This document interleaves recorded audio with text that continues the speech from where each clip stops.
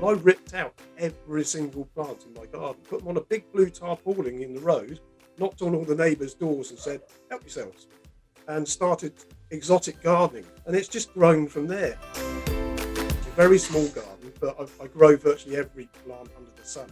When people say, do you want this? Sorry, I've got that. Yes. The worst thing in the fridge is my crickets. So I always go to the pet shop and buy crickets, usually dead ones, and then I feed my carnivorous plants with them. I once go to the pet shop and say, what have you got? I said, plants. So I always get that really weird look. And welcome to episode 38 of Talking Dirty. Over at East Ruston Old Vicarage, looking all like a checkerboard in his gingham, we have Alan, Edward, Herbert Gray, our happy and very handsome horticulturalist. Way over there in Cambridgeshire, smiling and beaming and shining like the sun itself, we have Thordis Maria Sophia Friedrichsson. Do you know, I think we're a bit giddy because we actually got the chance to see each other, which has been a delight. Yeah. We did a little bit of filming at East Ruston. So if you haven't been to see Alan's spring fling, walking his way through some of his seasonal favourites in the garden at the moment, many of them deliciously scented, which obviously it's not smell-o-vision, but you can still appreciate, I think, from Alan's description, how deliciously sweet smelling they are. We'll put a link up so you can go and enjoy that alongside the podcast. But onwards with the podcast, someone I'm pretty desperate to see, actually, and haven't seen for months, is the wonderful Brigitte Girling. She is back of Moss and Stone Floral Design. What she can't do with flowers ain't worth doing. Also, since we last talked, a podcaster in your own right, hosting your own podcast every week, Brigitte. Yeah, that was a bit of a baptism of fire. You know, you have, well, you do know, I know you know, you both know, you have a little crazy notion and then you just think, what's the worst that can happen? And it's for botanically minded people, while your guests each week aren't necessarily all gardening, there are three hosts and you are all very botanically minded. We are. We're all floral designers, artists, whatever we want to call ourselves. And we've obviously come together through our love of flower arranging and making beautiful things with flowers. And we're good friends. And actually through last year, we chatted almost every single week, just as a sort of prop to keep us going through lockdown. And it was, as I say, on New Year's Day, when we were having a few drinks, that we thought, well, we're so entertaining. We make ourselves laugh so much. We really should do a podcast. And before you know it, within a month, we've put our first episode out. And you've joined us too, Thordis. Yeah, they got... I want to say something. Who was that woman that's Mrs. Something or other, the comedian woman? Do you remember? She used to ask awkward questions. I do. Merton. Yes, Mrs. Merton. Are you not saying I'm Mrs. Merton? No, I'm saying I am. Listen. Mrs. Merton here, Brigitte. Can you tell me what exactly is it you can do with a stone?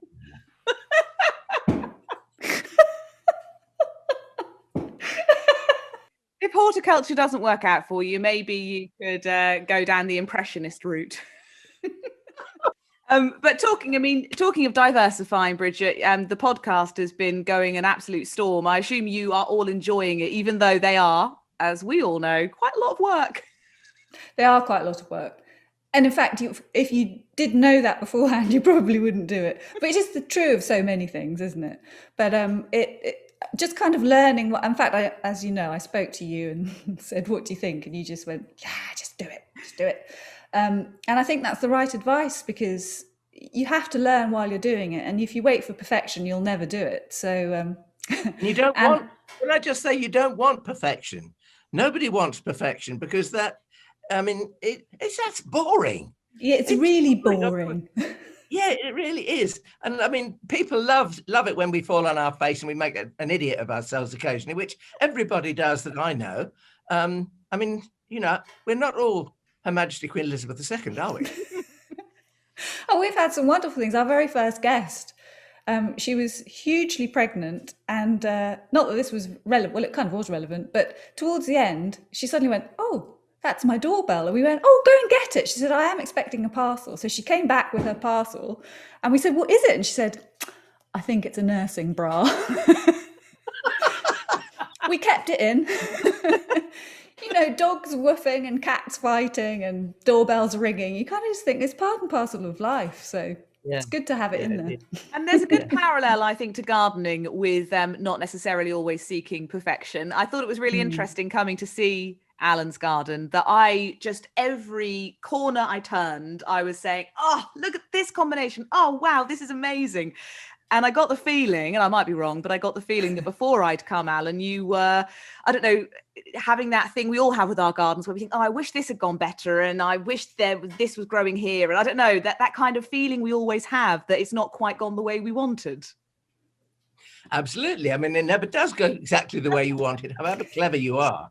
But then that's all part of the fun of it, isn't it? I mean, I'll give you a little instance immediately, because I was talking to Richard about the podcast that we made, and he said, well, I'm going to look at it tonight. That was last night. So Richard, who's, Sluton, he's plant supplier and all the rest of it. And he said, the only thing about your perfume corridor is the fact that you've planted Edgeworthia there, and they are going to get huge. You realise that in 10 years' time, you're going to be walking underneath them. And I said, well, I admire your optimism, Richard. And of course, they're going to be completely out of scale. And then the other bits of me think, yes, but how romantic is that to be able to walk beneath these wonderful scented canopy? And I mean, you've got to manipulate it. You've got to, get your secateurs out, get your pruning saws out, and make your garden do what you want it to do within reason. Can we just talk about Edgeworthias for a moment? Because my mum sent me a little voice message and she said, what was that plant? The one with the little kind of pom-pom baubles, the flowers. And I obviously said it was an Edgeworthia, but we only shot the yellowy one, and you've got some others. You've certainly got a kind of orangey one somewhere else. And I don't know if you can remember the variety of it, but I want that in my life. I saw one of those on Instagram the other day and thought, oh, I didn't know they came in that colour. Edgeworthia chrysantha red dragon. It's very, very difficult to find. I bought a whole load in from a Dutchman because they were difficult to find a couple of years ago, and they all died. I mean, nothing I could do about it. It's the way they've been grown or whatever, I don't know. Richard had some who I've just mentioned it a while ago, and that's where my red dragon came from. And unfortunately, he doesn't have any more until today, when he found a couple of rather straggly specimens. And when I spoke to him this morning, I said, how much are those straggly specimens? And he said, well, I've had them an awful long time. I mean, I don't know. I mean, they'll be a good price for you. And I said, well, put them on my next order then, please. So I have and literally, I mean, the horticultural industry is almost at a standstill. And every single website you go on, unusual demand, extra time on your order, which is absolutely reasonable, but you get the feeling it's sort of the perfect storm or the imperfect storm of storm happened this morning with a Ceanothus. We have a big Ceanothus in and around the desert in the garden here. One had died, so we took that out, and we wanted others to fill spaces where the big eucalyptus were taken down. And it's called Ceanothus arborescens Trewithen Blue. Well, arborescens tells you immediately that it's arboreal, tree-like, that is a biggie. And nobody's got any. Until I found Burnco's in Cornwall, the nursery down in Cornwall. They had 3, so I bought those so that we can carry on. But they're only tiddly plants. You can't buy a decent one. Quite often if you go to nurseries and you say, I don't want the smallest one, I'm prepared to pay more money than that. What can you do size-wise? And quite often you can spend maybe in excess of £100 on a big plant if you so desire it, quite easily. But they've got none on sale. So, take it or leave it. I'm going to ask a very indelicate question. What's the most money you've spent on a plant, Brigitte?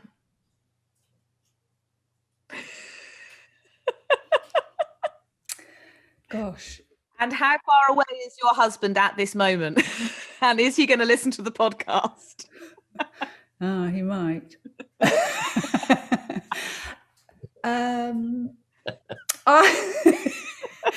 It isn't anywhere near as frightening as Alan was just suggesting it could be. That's good. However, I do think it isn't uncommon, or hasn't been uncommon, for me to be spending in the region of 30, 40, 50 pounds on a plant if I absolutely have to have it and I've wanted it and I haven't really seen it before. And they're usually the ones that die, of course, because it's going to be a little bit too big and needs a little bit too much nurturing. Well, isn't this always the thing? It's like I was sowing, one of our earlier podcasts, we were talking to Derry Watkins about Lord Anson's pea, that little lathyrus that I wanted to grow, beautiful little blue pea. And so I've got the seed of it. Mine's germinated. Good mine. I've been trying really hard to not sow mine. So I've only just put it in, and I did the soaking because I don't know about you, but my seed packet said soak it first. So I soaked it. And but I don't know about you, but mine had 8 seeds in the packet, which Mine had similar. Which I always feel very They're frightened. tiny as well, though, aren't they? Tiny little pea. Yes, they are. Shall we just, while we're on the subject of Lord Anson's pea, Lathyrus nervosus, shall we just say that one of the ways of growing it is to give it the sharpest of drainage that you possibly can. I mean, I've grown it here in the garden for several seasons. It's short-lived, to say the least, but I'm going to try it in the desert where we have all the gravel and the shingle and the very sharp drainage this year, because apparently that's what it needs to get it through the winter. It will stand the cold, but it won't stand the wet. So I think that's something I'm trying this year anyway. Oh, that's a very good top tip. Thank goodness I'm here. Just before they go out into the garden. I've had good advice from Alan. That's what this podcast is all about. Yes, absolutely.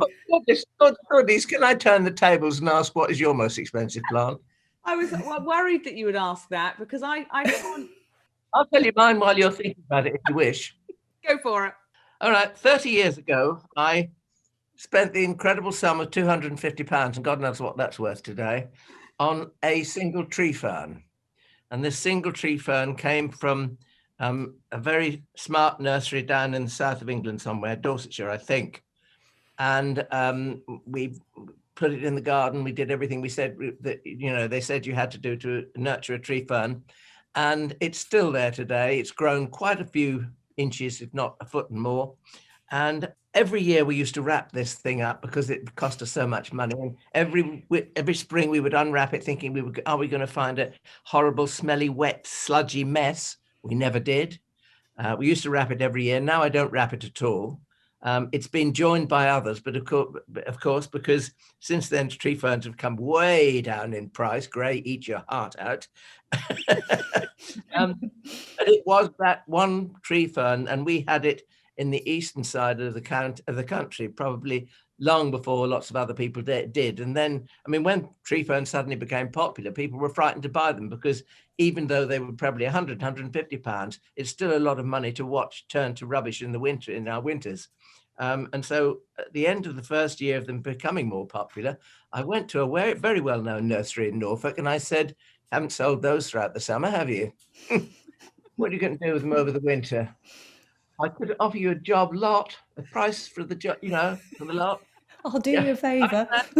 I was. And the antique dealer's hat came out, well, you don't want all that money you're going to pay heating a greenhouse to put those. Anyway, I think I got 7 for less than the cost of £250. That's how the price changed. Not as big. Then there you are. It just shows, doesn't it?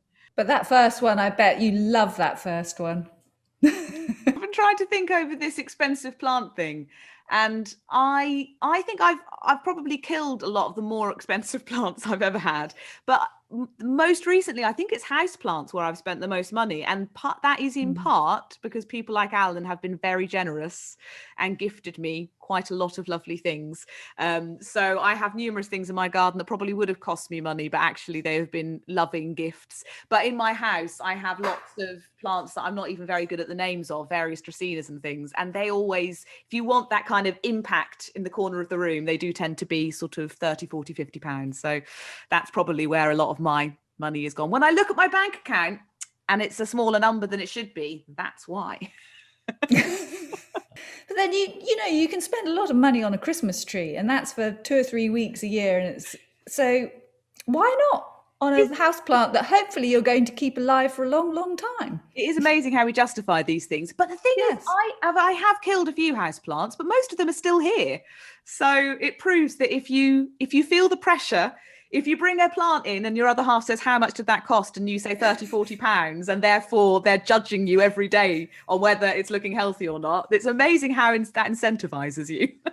Well, one of the things I've been doing this morning is in actual fact hardening my heart, because border along, it's a narrow border on the south front of our house, one of the most sheltered in the garden. And it's what I call a risky border because, you know, old conservative plants get dumped there. Well, not dumped, but I mean, they get put there to grow. And some of them survive and some of them don't. And this year I left a Brugmansia out, which unfortunately died. I've left Sparmania africana, the African hemp. I've left that outside. It's alive, but the stump is all dead, but for the stump. And I thought, shall I leave it? And I thought, no, you've got one in the greenhouse to replace it, a much better plant. Get rid. So I've been clearing all those things out. So I have actually been hardening my heart because a lot of the plants that I grow along there, various salvias and things, have been severely damaged on the top, and they will come back in the base. But I do have replacements, so I'm lucky in that respect, because a little forethought, and you know, cut a few cuttings last year, and I've got plants to replace them just in case such things happens. And it gives me a chance to refresh the soil and to change the composition and my mind and really go to town. So yeah, that's what I've been doing. Was that because of the frosts we've just had? Yes. Yeah. I mean, it was the frost that we had, well, accompanied by that high wind, I think. Where the wind came in from the northeast, that was the cruel thing. And it was almost like a wind frost. And if too much of the top growth gets destroyed, you know, what's the point? Can I ask, seeing as this is Ask Alan Gray, the answers to your gardening conundrums, I have a really lovely Erysimum, a perennial wallflower that I got from Richard Hobbs, and I can't remember the name of it, but I'll put it on screen on the video version of the podcast. And it got horribly frosted, and I think only a few stems are still alive. And because I don't have much room, I hadn't taken cuttings or, you know, tried to preempt the bad weather. So those few stems, can I try and take cuttings of it now as a sort of insurance? Because I don't want to entirely, but it really does look like it's on its last legs. Well, knowing what the kind of equipment that you have, I would say try and wait for a little bit. If you can, I would put some form of cloche over the top of it, just to protect those few green stems that you've got left. I mean, even a large bottle cut in half and pushed into the ground with a few sticks around it to hold it in place in case it gets blown off.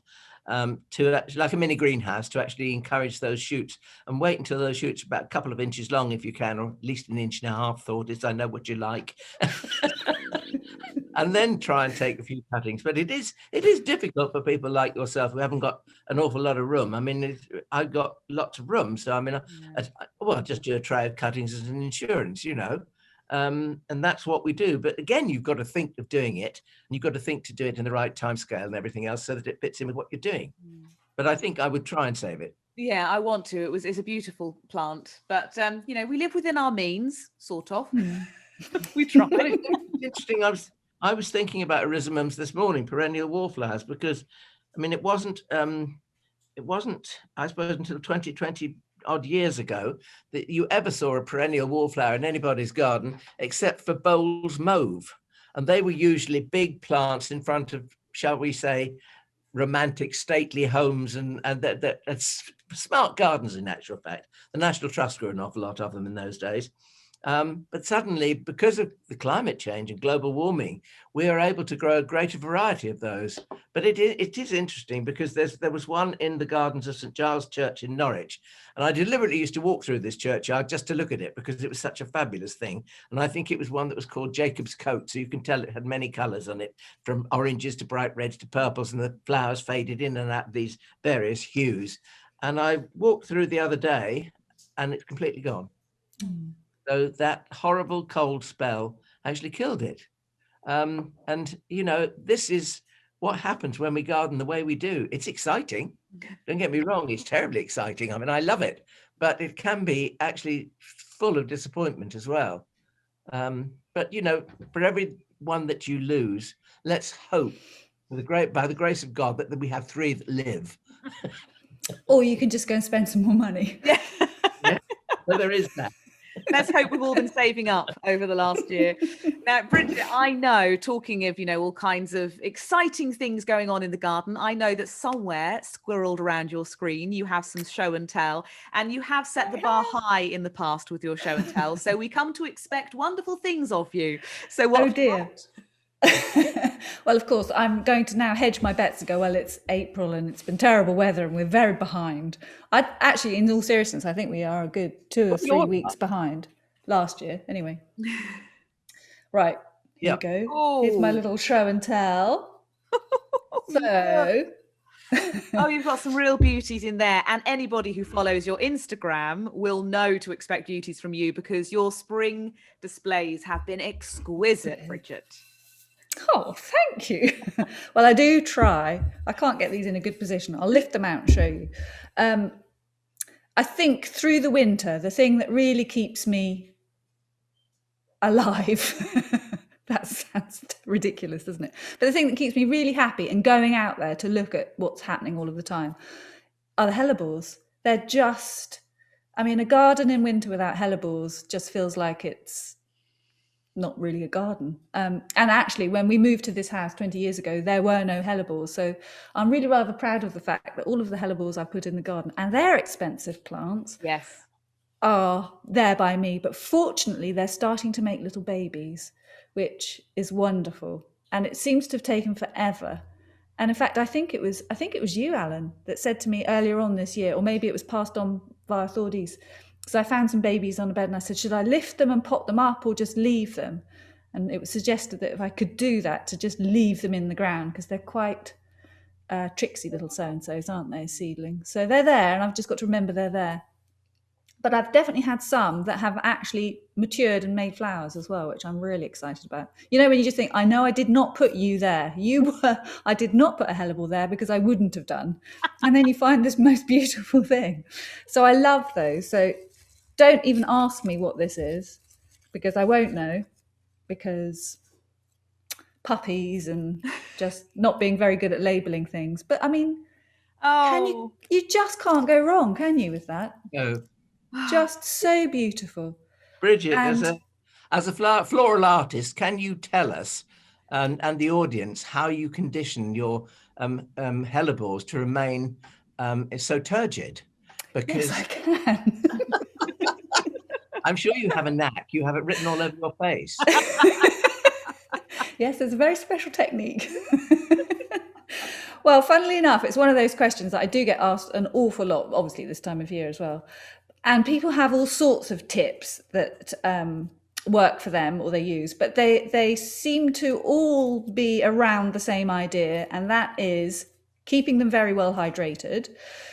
But what I do is I pick them and I put them straight into water when I'm picking them. Even though it's winter, you think, well, I can pick it and I can wander about the garden, pick a few more things. Hellebores I pick and put straight into water. And then I come in and I put the kettle on, not for a cup of tea, but I boil the kettle. I don't let the hellebores see what I'm doing.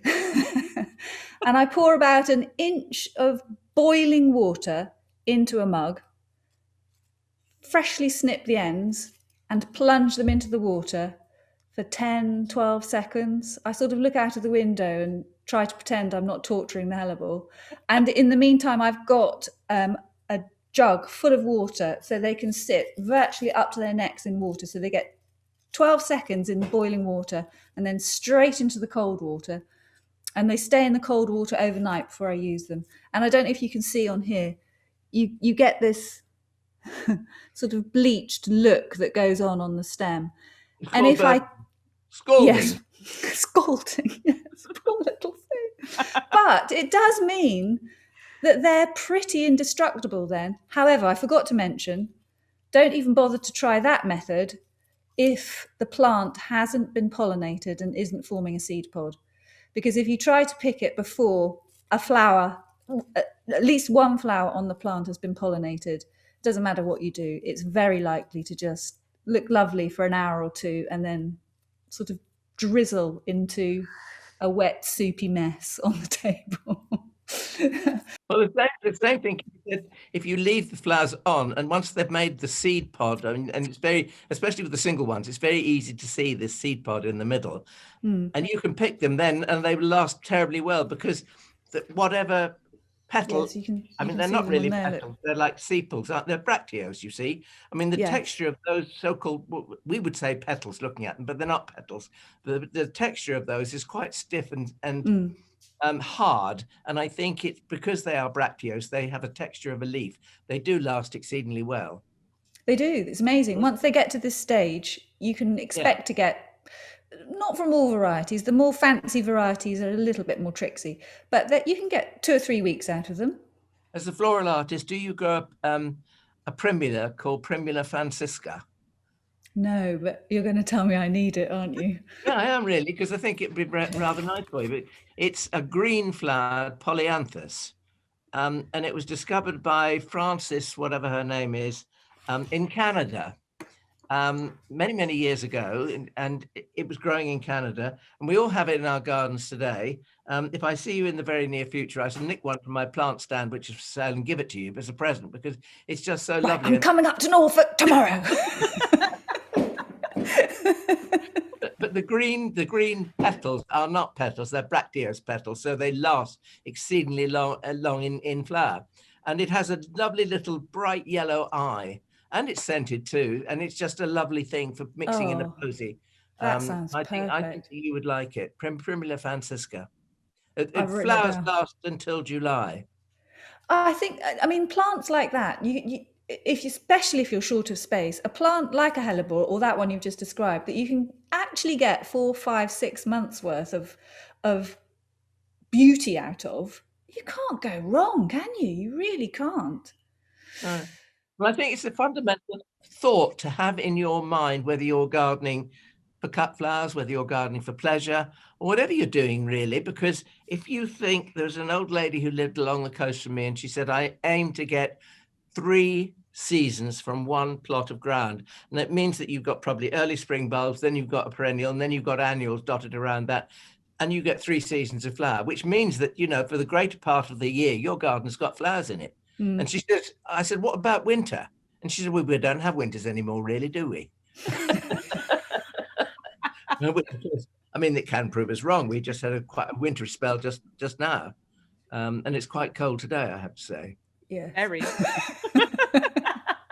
So, Brigitte, we've had one absolutely wonderful hellebore. What have you got next? What have I got next? Well, I thought I'd show you something which I've nurtured. This is its 2nd season. Oh, that one's clearly going over. Butterfly Ranunculus. Oh, aren't they lovely? Oh, they are really lovely. And you can see that they are part of the Ranunculus family. They actually look more like buttercups than ordinary Ranunculus, really. Yeah. But they are just gorgeous. And these were quite expensive. I think for little corms, in fact, I don't even know why I'm saying I think. I know what I spent. It was £36 per corm or something ridiculous. I know. You asked me. This might be why I don't have any. Well, they're probably cheaper now, but I think they were probably only developed maybe in the last 10 years. I'm not exactly sure, but I know they only came onto the cut flower market probably 7 or 8 years ago, and they came from the Far East where they were developed, I think. And I don't know that many people here, well, I don't think they had a license here for ages. And then I saw Sarah Raven, of course, had some, and I thought, well, I just have to have some. I don't care what it costs. So I bit the bullet and I bought some, and I think I bought 6. God, I just can't believe I'm confessing this. I bought 6. It's all right, my child, you're amongst friends. Oh, thank you. I bought 6, 4 died, but I've still got 2. And they flowered last year, and I've kept them in pots because I really wasn't sure what I needed to do with them. So I wanted to be able to just manhandle them around the garden, put them in safe places. 4 obviously didn't make it, but 2 have made it. And the last 2, I was getting a bit gung-ho this winter. I just thought, £36 between friends per corm, it's nothing. So I had them by in front of my kitchen window on a south-facing wall all winter. and it's quite sheltered because it's in a little courtyard. And look, they've survived. And in fact, I've now had to move them into the shade because it's too hot for, well, I've now had to move them into somewhere frost protective now they're in flower. Yeah. But I'm hoping that I'll keep them going till next year as well. I might even treat myself to some more because I think there's more varieties out there now as well. And I'm sure it's not just Sarah Raven who has them. But and hopefully they're not £36. Hopefully. I mean, last year I didn't buy any more. It is interesting what you say about being developed in the Far East, because most of the Ranunculus that we grow as garden plants, we buy those funny little claw-shaped tubers, and you plant the claws downwards, as you know, and they come in a lovely range of colours. Some you would like lots of, and some you would like less of. But there's a gentleman who, for over 20 years, has been working on the hardiness. These are all tender, of course. He's been working on the hardiness factor, and Hardy's cottage plants, Rosie Hardy, she has a few of these Hardy strains, which we bought last year, and they are quite amazing. They're much, much taller than the normal Asiatic Ranunculus, but they're absolutely fantastic. And we're going to be planting those in the garden for this coming season. They're lovely. And another plant I was just wondering whether Brigitte's heard of is an anemone, and it's a bit like an anemone coronaria, or coriaria, I think it is, a single flowered, and it's the most amazing maroon color with a blue eye. This is one of the plants you should have as a floral artist, I think, because it is, I mean, do have a look at it on the internet. You may still be able to get some corms. I planted some about 3 weeks ago, and I noticed I put them in the greenhouse, and they're just coming through now. It's a lovely, lovely plant. Funnily enough, gotcha. Here's one or two I prepared earlier. They are fantastic. Oh, they don't look real, do they? Oh. What's the pink striped one? I'm going to have to, the label's in the greenhouse, and I can't remember what it is. It's new to me this year, and actually this one's new to me this year. I've got the bride out in the garden. Yeah. And that just keeps coming up, and that's another one of those beautiful flowers. The more you cut, the more you get. At the moment, they are starting to flower right now, even the ones outside, but they're very short, but they'll get longer and longer and longer. These ones in the greenhouse, I mean, look, they're whoppers. Yeah. They're just fantastic. So I will get you the name of that one specifically. That's Isn't that lovely, pretty though? Yeah. And then I've got these ones in the greenhouse too, which are they've got lots of frills. Proper rah-rah skirt one, that one. I should have got the names, I'm sorry. Your rah-rah skirt one, I remember pinching in on Instagram. You put that in one of your arrangements, and I was there pinching in to try and see that up close. It really is properly rah-rah skirty, but they're just so lovely, and they, you know, they last for a long time outside, but also they last well inside. They do that opening and shutting thing, which I always think, gosh, you're wasting an awful lot of energy doing this. And then they stay open, and you know they're doomed. They're not going to last much longer once they've lost. The other thing is, of course, they're protecting themselves and their pollen overnight by closing up, aren't they? Oh, is that what they're doing? Well, I suspect it probably is, yes. Oh, of course. And they're waiting for Mr. Bee or Mrs. Bee or Wasp or Hoverfly or whoever to come along and do the pollinating. And then they think, well, I'm not shutting up anymore. I don't care. I've been done. Yes, I've been done. So I'll give you another couple of days, tops. Yeah. Right, well, you make sure you shut yourselves up tonight then. And for people who are listening to the audio version and are desperate to know what the varieties are, always kind of within the week after we publish a podcast, we make sure we get the plant lists up onto Twitter and Instagram. So if you go and check out at Get Gardening Now, you'll be able to see it written on a list. This one everybody knows, surely. I love its wiggly stem. Well, that's why I picked this one. You know, why do we want anything straight? It's got to have that wonky, curvy, I'm already doing my moves thing going on, you know. I mean, that's already telling a story. I don't think I've ever seen a fritillary that's quite so quirky. Yeah, it hasn't made it into an arrangement yet, but it will. Because, I mean, it is, like I say, it's already telling a story. You could just have that on its own, and it's already doing its thing, which I love. I love those. And then I've got this dear little delicate Now, I'm not quite sure Thalia. how you say it. Yes. How did you say it? Thalia. Thalia. You don't say the H. No. No. That's what I always I don't. that always confuses me. I'm never sure if it's Thalia or Thalia. But isn't that beautiful? I also have Narcissus Thalia, and I've also never known how to say it. So let's all just fall in line with Alan Gray and make it a silent H. Forever now, going forward, it will be Thalia. But isn't it lovely? And it's got that lovely soft scent. I picked one yesterday. It's gone over now, but it 3 flower heads on one stalk. Just beautiful.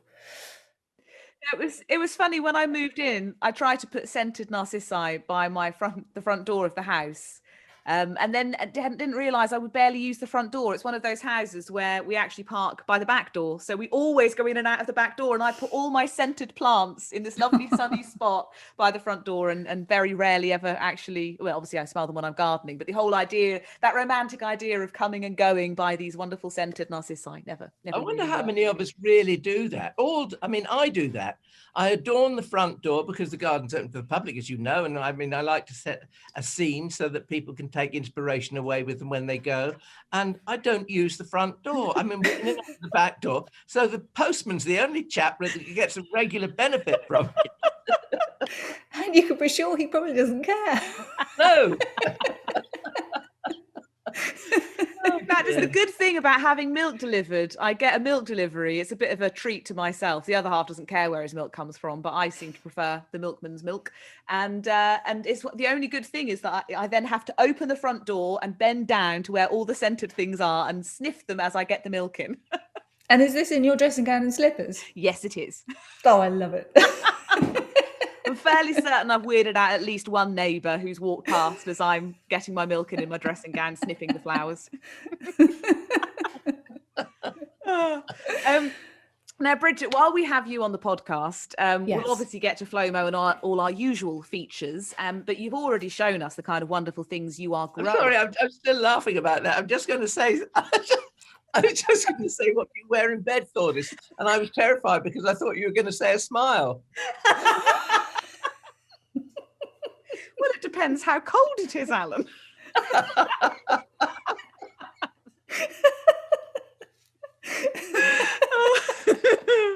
Well, of course, you could have been Marilyn Monroe and say Chanel No. 5. I'm not sure I have much in common with Marilyn Monroe. Not least. I don't know. A smile or Chanel No. 5 is much better than Winceyette pajamas. Exactly. Probably more my style, to be honest. Give me some flannelette. Now, from my bed attire, my dressing gowns, to the flowers. Let's return to flowers before all of our listeners run away. Bridget, you are, known for these fantastic floral designs. They are so characterful and beautiful, and you just want to look at them for ages. Of course, lots of people would generally think of you as doing kind of wonderful, kind of wedding type flowers, and I don't know how much of that you do anymore, but you can't escape the association. So we wondered, having you on the podcast, whether we could get some ideas for people now at the point where they can still be sowing things, if they wanted to grow either their own wedding flowers or their own cut flowers to bring into the house. Would you have any top recommendations? I definitely have some top recommendations and thought you would. also some considerations. Because I think if you're going to grow for a wedding, whether it's for your own or for a loved one, there's an awful lot of stress involved in growing for a date. And I think that's the very first thing to consider is, do you really, really want that stress? And if you really do want to grow some, do you want to be responsible for growing it all? Is another consideration. And I would argue that you don't. And you've also got to think about who you're growing it for. If you've got let's say it's your daughter, if she's got a very particular idea of what she wants to be carrying in her bouquet, can you guarantee with the weather and the seasons that you are going to be able to deliver that? So there's just a huge responsibility. So putting all of that aside, assuming you've thought that all through, And that is interesting because I remember talking to Anna Pavord, obviously, or Pavord, famous for her tulips, who grew tulips or tried to grow tulips for her daughter's wedding. And it was one of these freak years where she had so many different types to do early through to late. They basically all flowered, I think, by the time the wedding happened. So you can bet Sod and his flipping law will come and get you if you're trying to grow something specific. Yeah, so I really do think that's it. You need to have a couple who you're growing for who are pretty relaxed about the specific flowers they're going to get, and possibly even the colours. They might just have to be happy with whatever is available. And it's no good being wanting a peony and you're getting married in October, so that's another thing to think about. I think that's an absolute wonderful piece of advice. Go into it with an open mind, because unless you're a professional setup and you're growing cut flowers on a professional basis, you can't really have a colour scheme. And no. I do think that in this day and age, it's rather ridiculous having a colour scheme. I mean, why not have, if your bridesmaids are in, shall we say, bright mauve, and you want bright mauve in the flowers, then have it, but don't specify that you want all bright mauve. Go with the flow and have other bits and pieces introduced. And it's a much nicer, much more relaxed and much more natural looking idea, I think. And I think naturalism is the key. I absolutely agree with you. I mean, if you can be more relaxed about it and just think, I will see what's happening in a 2 or 3 weeks leading up to it and go with that, you're going to have flowers in their prime, looking their best, absolutely of the season and of the moment. It can't be beaten, and you'll have everything that you would want. You'll have scent, you'll have variety of shape and colour, and it would just be beautiful. If you try to get really stressy and go, everything has to be peach, and that's a disaster waiting to happen. It really, really is. I mean, I wouldn't do it for my own daughter, I can tell you. That will not happen. She'll have whatever's available, and somebody else will be helping me as well. I will not be doing it on my own. And that's in all seriousness. I think if you're part of the family and there's so much stress involved with the wedding, you've really got to work out whether you do want that extra level, enormous level of pressure of delivering the decorations, basically. Well, I can illustrate that point quite easily, because a friend of mine who lives a couple of miles away, she had 4 daughters. Well, she still has 4 daughters, and each of their 4 weddings, we together with a group of friends, and there's probably 8 to 10 of us, and this is doing the church. This is nothing to do with bridesmaids flowers or anything else. This is just doing the church, and sometimes where the reception is going to be held as well, flowers for the tables and things like that. And it's this great collaboration where you all get together and you all rob each other's gardens, and they then go and rob their friends' gardens, and so you have these shooting breaks full of cut flowers, blossom, tree branches, and goodness knows what. And we have made some pretty fantastic creations by doing that. And I can remember doing, it was probably in May or June, there was foxgloves, which we gathered from people's gardens, both pink and white.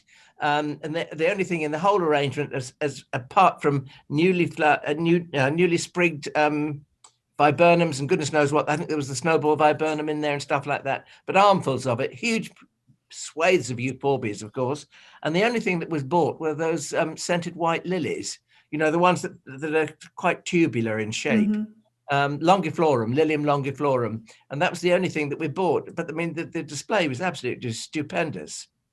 And to be able to do that, you've got to enjoy the collaboration, and you've got to make it fun, and you've got to decide that this is part of the celebration of the wedding. You are having fun, all coming together, making something, and actually what you make at the end of the day is kind of neither here nor there. It's the part of all being together and having fun together, all coming together. And if you make something gorgeous, that's fabulous. And if it's only so-so, that doesn't matter either, because you've all had great fun doing it, and all, Aunt Joan put that, she'd do that, but doesn't it look fabulous? I'll tell you what does matter. What does matter is what you bring. I mean, not just the flowers, but Are you going to make some biscuits? Are you going to make a cake? Are you going to do the salad? And who's going to make the pudding and all that sort of thing? And it really does become a very jolly social occasion. The best wedding I went to, they got a friend who had an allotment. She got all of the other allotmenteers to let her go around picking flowers, and they just had jam jars up these sort of trestle table type affairs, and so they were just full of cornflowers and the like, and it was just so country cottage and relaxed and carefree, and I think also on the food front everybody had to make a salad, so everybody turned up with a different salad to put down the middle of the tables to go along with the food, and it was lovely. And you're right, like I think their expectations were also at the right level. You know, we're going to go with jam jars and posies, and we can all do that. You know, we can arrange that. We're not going to try and be Brigitte Girling and make some absolutely fantastic display that requires a lot of skill and expertise and experience. Well, but arguably what I do doesn't really, because I'm only trying to replicate the garden. What a lot of I'm rather hoping that after the last year we've had, people are going to be, they're going to rein in their expectations and be so delighted that they can be with their loved ones, their family and friends, that they will go back to remembering why they're getting married and having the celebration in the first place, which is to just announce to loved ones and friends, we want to be together forever because we love each other. It's as simple as that, isn't it? But people seem to turn it into something so much more and get obsessed with everything being perfect and better than the last 10 weddings you just went to, bigger, better, more expensive looking. And I mean, that's one of the main reasons why I'm not doing weddings anymore. I did get sort of turned off by the opulence of it all, and this desire to just be bigger, better, more demanding about colour and shape, and I just thought, but let's just go with nature and let's just remember what's happening here. It's two people saying they love each other. And it's not just that though, Brigitte, is it? Because I think, you know, when you take yourself as a floral artist, you have a style. And if people want you to do flowers, they want you to do flowers the way you do them. And not to come along and tell you, I want this, I want that, I want so-and-so. You know, if you ask for a Brigitte Girling wedding themed, that's what you'll get. Yes, you're absolutely right. It's like sometimes we know we have to have these. It's like if you go to Tom Stuart Smith, for instance, the garden designer, and you want a garden by Tom Stuart Smith, you will get a garden by Tom Stuart Smith, and people will probably look at it and be able to tell it's by Tom Stuart Smith. And I feel that that's how it should be. Yes, I think you're absolutely right. You get the best from somebody if you just say, I love what you do. Yeah. I'm getting married in July. I'm going to have 100 guests, 2 bridesmaids. Do what you like. Happy days. You're going to get the best of somebody. And whether that's your friends and family helping you with the flowers and plants that they've got in their gardens, or somebody you've employed to do it, that I do think having an open brief and just being relaxed about it is the way to go. Which is a very long-winded way of starting to point people in the right direction of what they could plant. I'm sorry, I haven't even mentioned that yet. So obviously it is a little bit dependent on time of year, but if people are going for kind of easy, attainable things, are there certain plants you've worked with that you think are good doers that you'd recommend? Well, I think you can't go wrong with sweet peas. One, they're easy to germinate. And they're easy to bung in the ground and watch grow. And the more you pick, the more you'll get. So that, I would say, so long as it's the right time of year, is an absolute winner. And you've got every colour under the sun in a sweet pea and the scent. I think one of my top tips with the sweet pea when you're picking it is to try and pick it for the day, for example, or with a little bit of the green as well. So you've got a longer trail because it lasts longer. And if you can pick it so that you've got various flowers still coming up the stem, if the one at the bottom goes, you've still got more that will come if you put it into an arrangement or something. So sweet peas are an absolute winner. I just don't think you can go wrong with a sweet pea. And then on top of that, I think if you're later on in the year, I would always advocate dahlias because they're just, again, you can't go wrong. The more you pick, the more you get. And I think that's another thing is if you've got that specific date, what you want is a bit of a window, a wide window where you could get something rather than a one-hit wonder like a tulip, which is always going to be very stressy. Yes. You know, and if you really want a foxglove, but things have come on a bit too early, at least with a foxglove, you've got a chance, if you've got good timing, of cutting out that middle growing stem and letting the side shoots do their thing. So there are things you can do, but it is being aware of the plant you're growing and how it grows and how long that window of flowering will be available to you. So cosmos, for example, the more you pick, the more you'll get. Lovely and easy to self-sow, to sow. Those are the kind of things I'd be looking for. Really, really easy things that you haven't got to worry about too much. There's so many plants that you can actually manipulate to flower as and when you want them, though, I think. And this has reminded me, what you just said, Brigitte, of something that Christopher Lloyd said many, many years ago. And he said, prune your buddleia to when you are going on holiday. So if you're... Well, it's simple, you see. The harder you prune your buddleia, the bigger the growth it will, the longer the growths will be. And you know, if you want it to flower particularly late, prune it late and prune it again. So you prune it twice.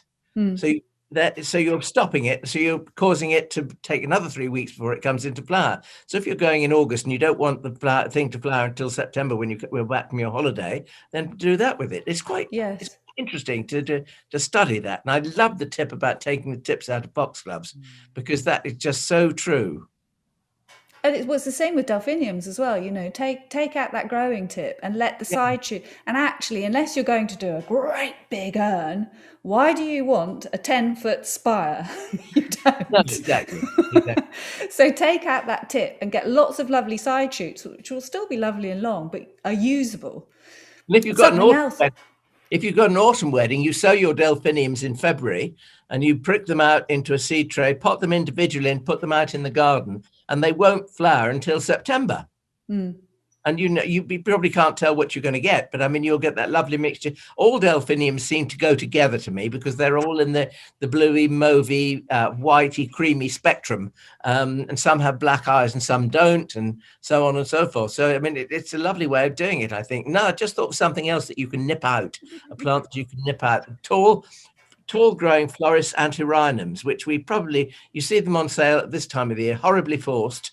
And if you nip the flower bud out of those, and they will side branch and give you equally good, well, not quite as long, but equally good stems for cutting, and you'll get more of them. Yes. And something else that's fabulous for putting on a great show, and actually, if you only use this down a table in big tall vases, you wouldn't want anything else. Ammi. I mean, just the most incredible plant, makes its own shapes. It's wafty and traily and just full of drama. Why would you need anything else? I could just imagine a long table full of vases of Ammi, and it would just look stunning. Or cow parsley. Go and pick a whole wheelbarrow full of cow parsley. You know, if you're prepared to be relaxed and just go with the flow and go with what the season is just giving you in vast amounts, you can't go wrong. And as you say, Alan, sometimes things that are all of the same family or in the same season, they just work together anyway. You haven't got to overthink it. They do. My most famous trick with an umbrella for here was to use parsnips in the flower garden. I copied Cleve West from Chelsea Flower Show, who did it, and the great and the good were looking at this thing saying, well, it's some kind of umbrella for I don't know. And it was a jolly old parsnip. It was a jolly old parsnip. And so all my friends went and bought parsnip seed. I nipped to the farm shop and bought parsnips and planted them, and they just went straight up the flower. And the head and the flower of a parsnip is a lovely limey yellow more than anything, I think. And it's a beautiful thing in the garden. And if you remove it from the vegetable garden and plonk it into the flower garden, it takes a whole new sort of feeling. And people, they look at it and they wonder. One little tip. And I think another thing that people should think about for weddings, if they're going to try and do it themselves, is to think about using plants as well. Plants that can then go into the garden in memory of that wedding forever, whether it's the couple's garden or the parents' garden or the aunt's garden, or just give them to guests at the end, say take them. you know, that it's something that's reusable rather than just being a one-hit wonder that, you know, gets hopefully put on the compost heap. It's something that can be there and be remembered as well. You know, if you're having the ceremony, have apple trees, little apple trees, crab apple trees or something, just to get married next to, or to go into the church with, or whatever, and then put them in the garden. Just such a lovely thing to remember the whole day with.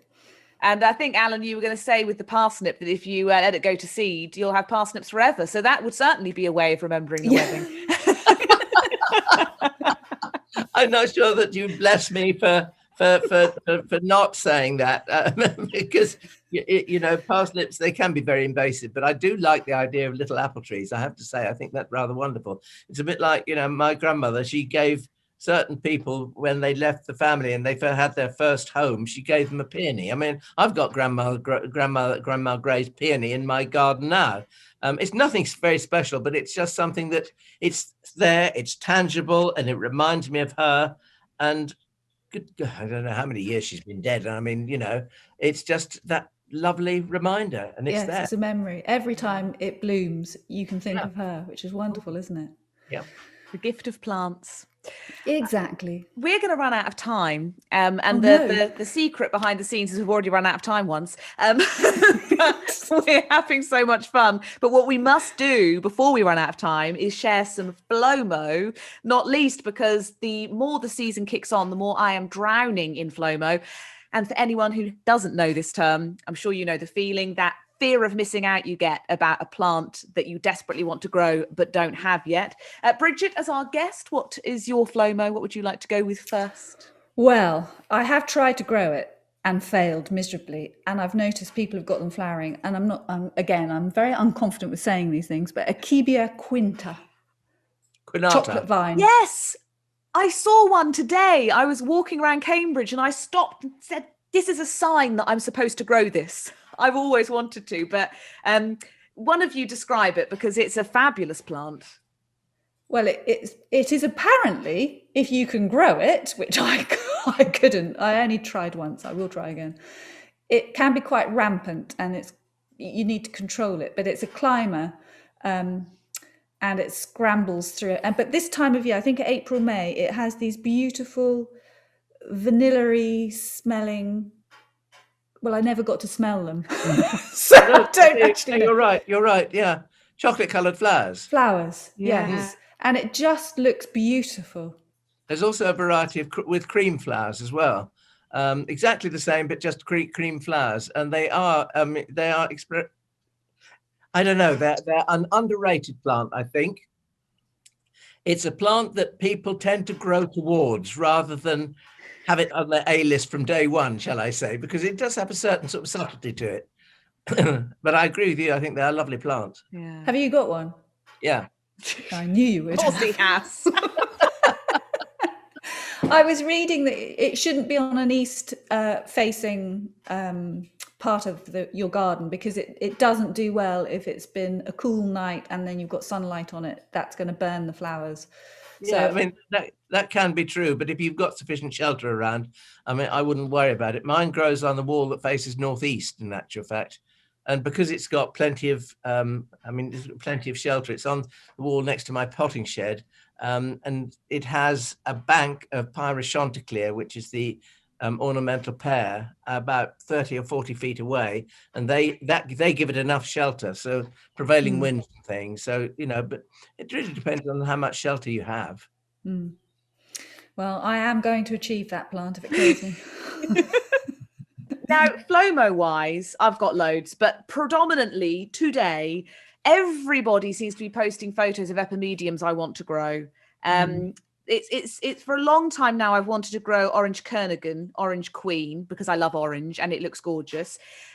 Jimmy Blake posted a photo of Royal Purple, which looked amazing. But then Glasshouse Plantsman on Instagram posted one called Domino, saying if you only grow one epimedium, make it this one, which did sound like quite the recommendation.